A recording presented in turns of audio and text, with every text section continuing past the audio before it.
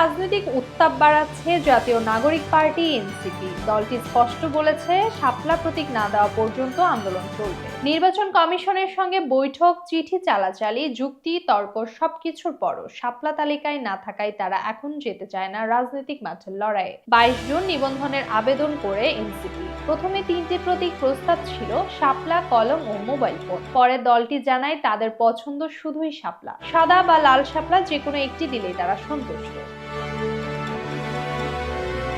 কিন্তু নির্বাচন কমিশন 9 জুলাই জানায় শাপলা তালিকায় থাকবে না। এরপর প্রতীকের সংখ্যা 69 থেকে বাড়িয়ে 115 করা হলেও শাপলাকে রাখা হয়নি। এতে ক্ষুব্ধ এনসিপি বলছে, এই সিদ্ধান্তের কোনো আইনি ভিত্তি নেই। তারা যুক্তি দিচ্ছে, জাতীয় প্রতীকের মধ্যেই শাপলা রয়েছে। বিএনপি ধানের শীষ, জাসদ, রব তারা প্রতীক হিসেবে পেয়েছে, যেই নজিরে শাপলা বাদ দেওয়া অযৌক্তিক।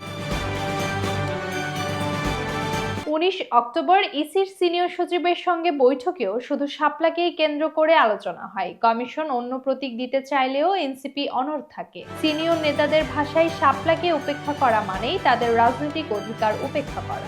এনসিপির দাবি, শাপলা ইস্যুতে বাইরে রাজনৈতিক চাপ রয়েছে। তারা আশঙ্কা করছে এটি দলকে সংগঠনগতভাবে দুর্বল করার প্রচেষ্টা। যুগ্ম আহ্বায়ক সারোয়ার তুষার পরিষ্কার জানিয়ে দিয়েছেন, শাপলা না দিলে ইসির সিদ্ধান্তে রাজনৈতিকভাবে মোকাবেলা করবেন। তার আগামী সপ্তাহে ঢাকার বড় কর্মসূচির প্রস্তুতি চলছে। তার আগে থাকবে বিভাগীয় সমন্বয় সভা এবং শক্তি প্রদর্শনের আয়োজন।